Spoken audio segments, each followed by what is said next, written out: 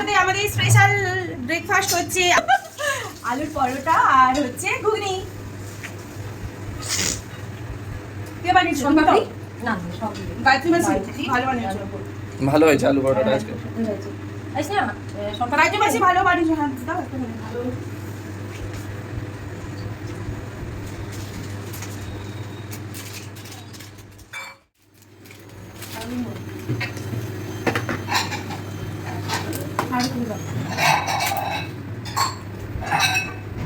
ঘুগনি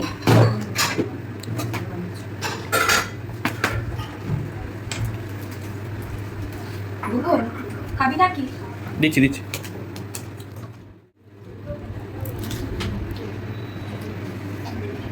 ভূগোল সোনপাপড়ি খা। এই ভূগোল আরেকটা সোনপাপড়ি খা।